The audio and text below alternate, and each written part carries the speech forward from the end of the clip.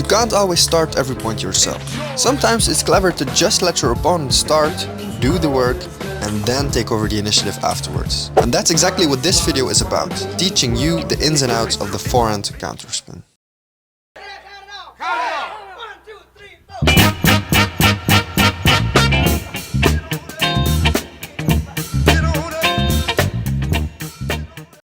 So hello everybody, welcome back. I'm here in the Kilipong Hall in Antwerp, hall of my sponsor, and today we're going to look at the counterspin forehand. The counterspin forehand opens up so many new options for your game because you don't always have to rely on opening the rally yourself. Instead, you can start being passive and then taking the counter initiative, which can be incredibly beneficial. On top of that, it's a very aggressive shot, a very deadly shot, and today we're going to dive into it with 6 key points. A few tactical ones, but first a few technical ones.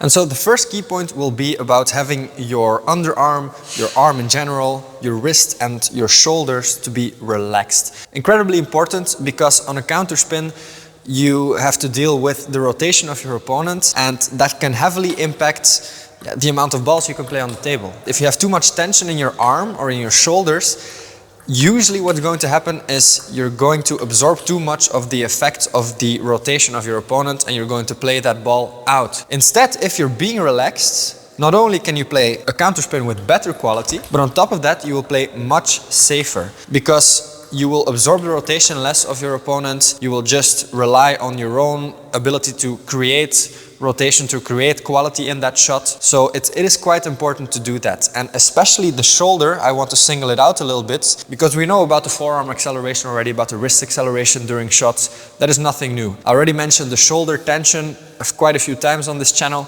but I want to single it out here. People are quite afraid of the rotation of the opponent. Sometimes they have in the back of their minds, they're really thinking, I need to close that ball, I don't want it to go over the table, so they create this sort of fear inside themselves that if they're not too tensed up, they're going to play that ball out. No, but quite the contrary, because if you're relaxed, only then you will play that ball properly. The moment you shrug your shoulders as you play that shot, that is a moment you're going to start to make mistakes, so please avoid that. So now in this key point we'll see how we prevent that ball from going over the table, how we prevent a counterspin from going over the table. And 2 things are very important here. 1, you can't close your racket too much. Also something I discussed a few times already, because once you close your racket too much, a certain racket angle from there, it prevents you from playing the ball with a clean contact, with a clean, nice touch. Now you start to have these sort of balls that almost fall off your racket, and there will be quite a lot of uncertainty in play. So instead you want to open your racket enough for you to touch that ball properly, cleanly.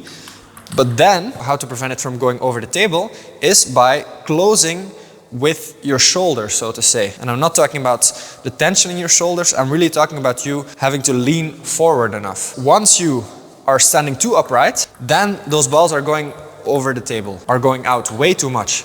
Not only because this helps you to get that ball more pushed forward, but also because being more pushed forward helps you, once you set your acceleration, once you accelerate and push off with your body, if you're bent forward, you're going forward with that pushing off. If you're standing upright, once you push off from one leg to the other, you're only going up, or you're almost exclusively going up, and that's what you want to avoid. So 2 things, one more time.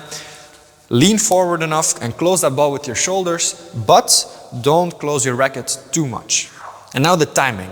When should you touch or when should you play a counterspin and why? I think you can sort of make a subdivision in 2 parts depending on the speed of the first ball of your opponent. Basically, you have to take into account if that ball from your opponent is fast or if it's more on rotation and if it's quite a bit slower. If it's fast, I wouldn't suggest, you could play it a bit further from the table. You could let it come, play it on the highest point, and from there you could play that ball. However, I think in a context where you play fast or where you get a fast ball, that it can be interesting to keep the tempo up by staying here close to the table, taking the ball almost on the bounce, and maybe also shortening your movement because of that, shortening your swing a tiny bit just so you can get that ball and you'll be there in time. So that's an option, and like I said, you could play a bit further from the table. The 2 are valuable options, they are valid options.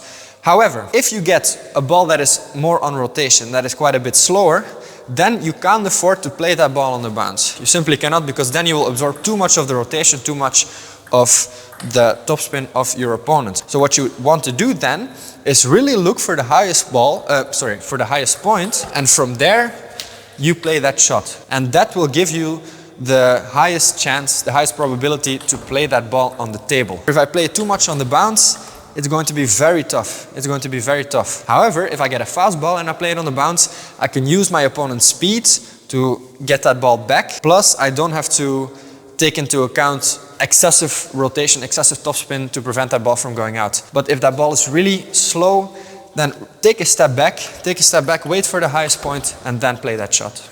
So next is to touch the ball enough in front of you and to create enough space. Both key points are basically always important in forehand, but all the more with the forehand counterspin. Because if you don't touch the ball enough in front of you when you're playing a forehand counterspin and you touch it too much behind you, you're very liable to play that ball out and over the table. So by touching it more in front of you and touching it early enough, you will be able to execute your technique properly, but you will be able to close that ball and to let it drop in time. That is one thing. Creating enough space, like I said, it's more in the context of the middle, because then you can always, if you created enough space, you can always execute your technique properly. But also, if you stand too close to the ball in the middle or in a step around context, you're very liable to fall backwards and to not have your center of gravity shifted more forwards where you want it to be. So by leaning backwards, one more time, you're going to likely play that ball over the table, you're going to miss it. So you don't want that. By creating enough space, you can still rotate with your shoulders, all those kinds of things. And normally you should be able to play that ball on the table. But sometimes, and I know, it is not always easy to create enough space, and it is not always easy to be on time. So what you can do is this, and it's something that I already discussed in another video about the options you have when you're too late and how to have those plan Bs, plan Cs in your arsenal. One of the things is if you get a ball in the middle or in the step around and you wanted to take a forehand counterspin, but you're just a tiny bit too late, what you can do is one, lean a little bit on your front leg. For me, it's going to be my right leg because I'm a left-hander, but for right-handers, it's going to be their left leg. And so you lean on that leg to create extra space without leaning backwards. So you want to keep your center of gravity sort of shifted forward, and you want to have your shoulders a bit more bent forward, closed down. And from there on, from this position, you sort of let your arm travel across your body and play that ball forward. But the thing you do here is, or the thing you don't do, is you don't rotate with your shoulders. Usually, of course, with the forehand and with the forehand counter topspin, you turn with your shoulders, you accelerate with your shoulders, and you close that ball with your shoulders. In this case, you only rely on your arm and the center of gravity and your upper body to prevent that ball from going out. And now for the more tactical side of things, how do you set up a forehand counterspin properly? I'm going to give you two options that I already discussed a little bit on my channel in other videos, but I think it's very useful, very valid to discuss them one more time here. The first one is, if your opponent serves a short serve, or whenever you're in a short context situation, then what you can do is with your forehand, push long diagonal, but do it aggressively, do it surprisingly, so that your opponent will be sort of caught off guard. From there on, what's likely going to happen is that you'll get a ball that comes back diagonally. If you're really too late, let's say in my context, if I'm playing a right-hander, I'm a left-hander, and I push them in their long backhand and they're caught by surprise, they're too late, almost never is that ball going down the line. So what I can usually expect 90 to 95% of the time is a ball that will come in my forehand part that I can easily cover, where I can stand and wait that ball a little bit more. And from there on, I can play.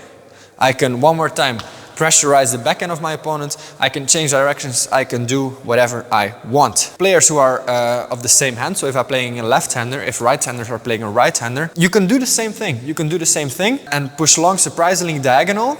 I think also you can really go also for the long backhand just a tiny bit more, but then be aware that that ball is more going to the middle and it's not going so much down the line or even into the backhand, and then you can also step around. That is an option. That is an option. The second possibility to set up a counterspin, a forehand counterspin, is a half-long ball, usually a half-long serve. Watch out, however, with how you serve your half-long serves, because if the serve comes out and drops behind the table, behind the baseline, your opponent has more chance to play that ball aggressively. However, if you let that ball drop at the side of the table, then your opponent is more forced to let that ball drop, to play that ball on rotation, and basically to diminish the quality with which he can play that ball. So that gives you a better chance to set up a good counterspin. So if I'm playing a right-handed player, I can serve to the half-long forehand of my opponent and await a ball that comes here.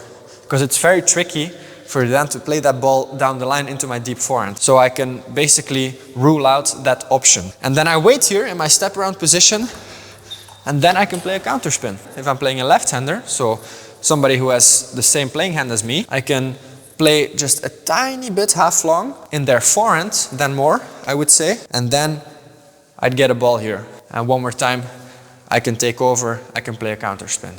So, guys, thank you very much for watching. Hope you got something from it. Not only because I think if you want to play a counterspin forehand properly, the technique is very important. So I dove into that a little bit here in this video. But also I play and I see so many people who have all the right tools to play a forehand counterspin. They're never able to set it up properly. And so that is also very important and something you can't overlook. So pay attention to both aspects of the forehand counterspin, both the technical and both the tactical part. So one more time, thank you very much for watching, and I will see you in the next video.